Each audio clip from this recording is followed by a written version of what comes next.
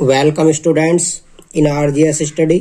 Students, आज हम इस वीडियो के अंतर्गत आपको समाकलनों के गुणधर्मों के बारे में समझाने वाले हैं।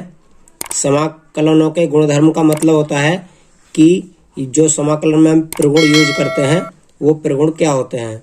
तो टोटल प्रगुण है हमारे 8, जिनमें से कि पहले प्रगुण को P0 नाम दिया जाता है।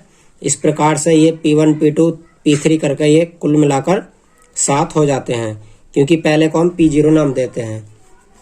तो आइए इन प्रगुणों को समझ लेते हैं विद एग्जाम्पल, क्योंकि बिना एग्जाम्पल के ये प्रगुण समझ में नहीं आने वाले। तो आइए शुरू करते हैं P0 से।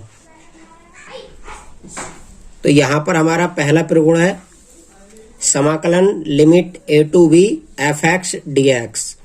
तो इस प्रकार से यदि आपको कोई भी लिमिट दी हो, a से b का मतलब है जो भी लिमिट होगी वो कुछ भी हो सकती है, और f(x) dx, तो आप उसके स्थान पर लिमिट a to b मतलब लिमिट चेंज नहीं होनी चाहिए, और फंक्शन पूरा जो x में था वो t में आ जाए कहीं पर, तो हम उसके स्थान पर पुनः f(x) dx रख सकते हैं।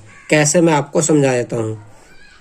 जैसे हमें कोई सवाल दिया गया है लिमिट 2 से 3, और ये है हमारा साइन x और dx, और हल करने के बावजूद आप इसमें x को t मान लेते हैं कहीं पर, तो क्या हो जाएगा, ये जो हो जाता है वो 2 से 3 और ft dt में साइन t और dt में ये बदल जाता है। अब आगे को जैसे ही आप हल करते जाते हैं तो कहीं पर भी आप साइन t dt की जगह पुनः लिमिट 2 से 3 और साइन x dx रख सकते हैं। तो इस प्रगुण का काम ये होता है, कहीं पर भी हमारा फंक्शन t में आओ, चाहे जो आप माने, चाहे fu du मानो आप, चाहे fy dy मानो आप, किसी में भी आए, लेकिन ये लिमिट चेंज नहीं होनी चाहिए। तो इस प्रगुण का यूज हम कर सकते हैं। ये फंक्शन सेम होना चाहिए इधर का और इधर का, चाहे t के स्थान पर आप जो अंक या जो वेरिएबल चाहे मान सकते हैं। प्रगुण नंबर 2 करते हैं। प्रगुण 2 है हमारा limit a to b f(x) dx is equal to. अब यहाँ पर आपको कुछ भी नहीं करना होता है, केवल ये लिमिट a से b दी होती हैं, और आप इन लिमिटों को यदि चेंज करना चाह रहे हो, जैसे कि हमारी लिमिट दी है 0 से π/2, और हम इन लिमिटों को आपस में चेंज करना चाह रहे हैं, मतलब ऊपर की लिमिट नीचे और नीचे की ऊपर, अपर लिमिट को लोअर, लोअर को अपर बनाना चाहते हैं, तो आपको फंक्शन से पहले माइनस लगा देना होगा, और ये लिमिट इस प्रकार से चेंज हो जाती हैं। जो अपर होती है वो लोअर बन जाती है, जो लोअर होती है वो अपर बन जाती है। फंक्शन चाहे यहाँ पर कुछ भी हो सकता है। नेक्स्ट होगा हमारा प्रगुण नंबर 2। वैसे नंबर डालेंगे तो ये तीसरा प्रगुण है, लेकिन P2 होगा, प्रॉपर्टी नंबर 2। यहाँ पर भी आपको कुछ नहीं करना है, लेकिन यहाँ पर जो लिमिट होती है वो 3 भागों में तोड़नी होती है। तो इस लिमिट को हम कैसे तोड़ते हैं ये मैं आपको एक एग्जाम्पल के द्वारा बता देता हूँ। तो इसका एग्जाम्पल हम क्या लेते हैं, ये है a से b, और यहाँ पर a से c f(x) dx, मतलब फंक्शन को कॉपी कर दिया सेम, फिर लिमिट रख दी है c से b, और f(x) dx यहाँ पर भी प्रगुण को स्वयं कॉपी कर दिया है। अब इसे प्रदर्शित कैसे करते हैं मैं आपको एक एग्जाम्पल के द्वारा दर्शा देता हूँ। जैसे हमारी लिमिट दी हो कहीं 0 से π, और यहाँ पर कोई भी फंक्शन हो सकता है, आप साइन x ही ले लीजिए, इनसे कोई अंतर नहीं पड़ने वाला। तो अब ये जो लिमिट है हमारी 0 से π है, यदि आप जाते हैं चतुर्थांश में तो ये 0 होता है, ये π/2 होता है, और ये π होता है, और ये 3π/2 होता है। इस प्रकार से आप यहाँ पर जा सकते हैं। अब ये लिमिट जो दी है हमारी वो 0 से π दी है, तो आप यहाँ पर पहले लिमिट 0 से π/2, फिर π/2 से π लगा सकते हैं। यहाँ पर 0 a का काम करेगा, π/2 c का काम करेगा, और ये b का काम करेगा।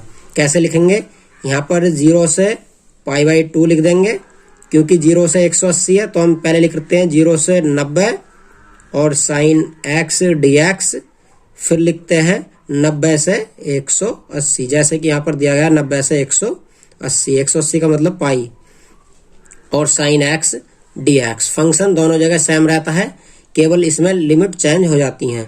मतलब लिमिट जो बड़ी ज्यादा होती है उस लिमिट को हम दो जगह तोड़ लेते हैं। ए से बी होती है तो हम बीच में एक पॉइंट सी और धसा देते हैं, जैसे कि हमने 0 से पाई में बीच में धसा दिया हमने π/2। नेक्स्ट करते हैं। प्रॉपर्टी नंबर 3 है हमारा limit a to b f(x) dx is equal to a to b और f a plus b minus x और dx।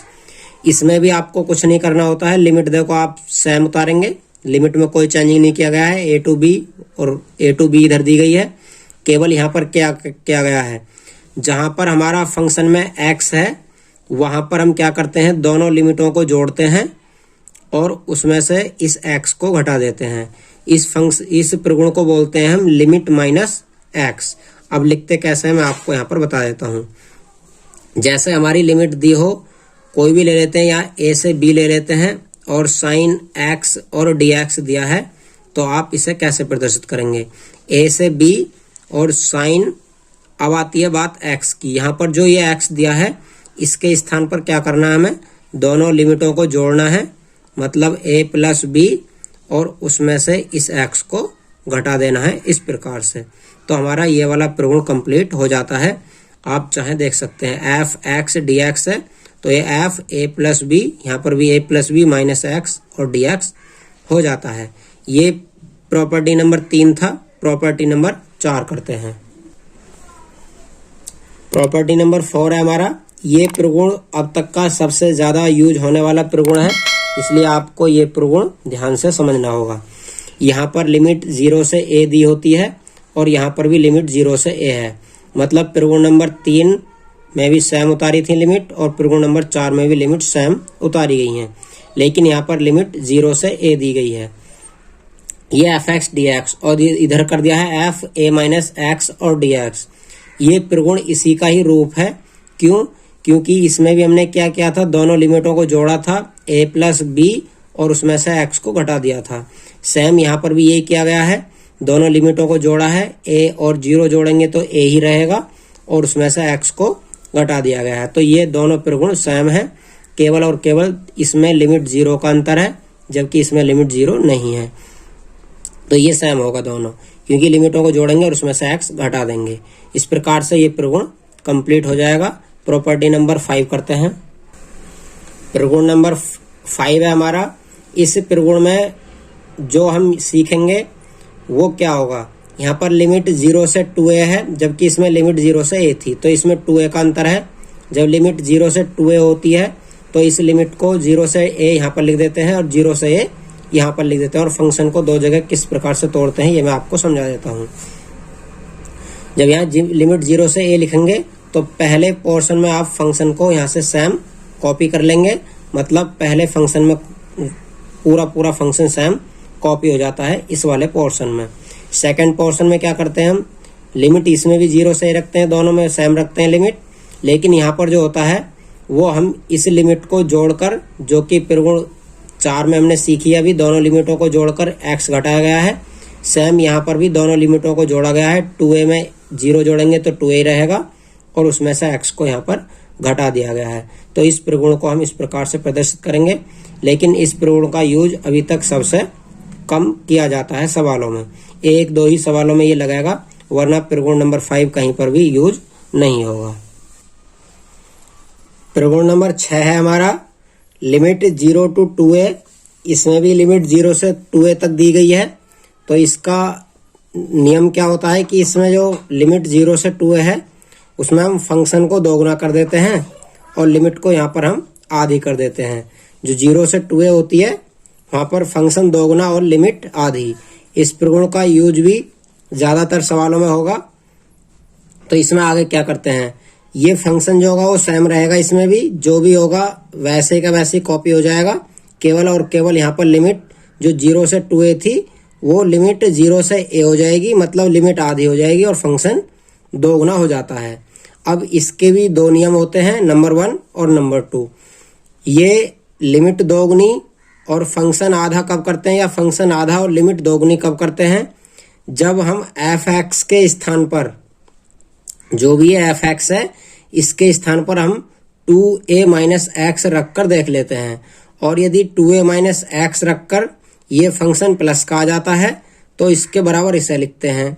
और यदि फंक्शन के स्थान पर, जैसा हमने यहाँ पर रखा है 2a माइनस एक्स, इस फंक्शन के स्थान पर 2a माइनस एक्स रखकर यदि ये माइनस का एफ एक्स आ जाता है, जैसे इसमें प्लस का एफ एक्स आया है और इसमें आया है माइनस का एफ एक्स, तो ये यदि माइनस का एफ एक्स आ जाता है तो इसका मान जो होता है वो डायरेक्ट 0 रख देते हैं। पूरे सवाल का जो भी होगा, चाहे कितना ही बड़ा फंक्शन क्यों नहीं हो, इसका मान सीधे सीधे 0 रख देते हैं जब ये माइनस का निकल आता है 2a माइनस एक्स का मान। प्रगुण नंबर 7 करते हैं। प्रगुण नंबर 7 है हमारा लिमिट माइनस a से a। ये प्रगुण कुछ अलग टाइप का है क्योंकि इसमें केवल इस प्रकार की लिमिट दी गई है, बाकी औरों में लिमिट नहीं है। तो इसमें लिमिट दोनों सेम होंगी, लेकिन जो लोअर लिमिट है वो नेगेटिव होगी और जो अपर लिमिट है वो पॉजिटिव होगी। इसमें भी यही काम करते हैं, फंक्शन को दोगुना कर देते हैं और लिमिटों को दोनों को आपस में घटाते हैं। अपर लिमिट में से लोअर लिमिट घटाकर देखेंगे तो हमारी अपर लिमिट है a और घटाएंगे किसको, लोअर लिमिट को, लोअर लिमिट है माइनस की a, तो ये भी हमारी 2a हो जाती है। अब जब लिमिट 2a हो जाती है तो क्या करते हैं हम, फंक्शन को वही क्या करते हैं, दोगुना कर देते हैं और लिमिट को आधा कर देते हैं। तो ये भी देखना, यहाँ पर जो माइनस a से a थी वो इधर वाली लिमिट 0 कर दी गई है क्योंकि दोनों लिमिटों को एक ही जगह आपस में घटाकर रख दिया गया है। तो यहाँ पर फंक्शन दोगुना और लिमिट इसमें भी सेम ऊपर वाली रहेगी। तो इसमें क्या था, लिमिट पहले से दोगुनी थी, लिमिट को आधा करके फंक्शन दोगुना किया है, और इसमें लिमिट माइनस a से a थी और नीचे वाली लिमिट को इसमें गायब किया गया है और ऊपर की लिमिट को सेम रखा गया है। तो इसमें क्या करते हैं, फंक्शन दोगुना और लिमिट अपर रहने देते हैं, केवल लोअर लिमिट को यहाँ पर 0 कर देते हैं और एफ एक्स डी एक्स जो फंक्शन होता है सेम कॉपी हो जाता है। लेकिन इसकी भी शर्तें दो होती हैं। अब ये इसमें यदि ये एफ एक्स कोई समफलन है तो इसका मान ये होगा, और यदि ये एफ एक्स जो है वो विषम फलन है तो इसका मान सीधे सीधे 0 रख देते हैं इसकी तरह। यहाँ पर भी क्या करेंगे, अब इसमें सम और विषम कैसे चेक करेंगे, जो इसमें चेक करते थे सम विषम, इसमें 2a माइनस एक्स रखते थे और इसमें क्या रखते हैं, जहां पर भी ये x है उसके स्थान पर माइनस का x रख देते हैं।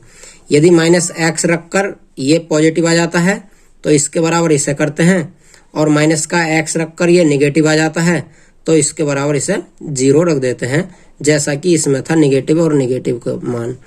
इसमें सम और विषम देखे जाते हैं, जबकि इसमें लिमिट का कोई प्रयोग नहीं होता, इसमें केवल x के स्थान पर माइनस एक्स रखते हैं। जैसे कि मैं आपको एक बता देता हूं, यदि हमें इस प्रकार से कोई फंक्शन दिया है 0 से माइनस a से a और साइन एक्स डी एक्स, अब मैं इसे दोगुना इस प्रकार से करना चाहूं और 0 से a करूं इसकी लिमिट, और साइन एक्स डी एक्स में यहाँ पर कॉपी कर दूं सेम टू सेम, तो ये वाला इस नियम को फॉलो करता है, ना कि इसको, क्योंकि इसका मान सीधा सीधा 0 हो जाएगा।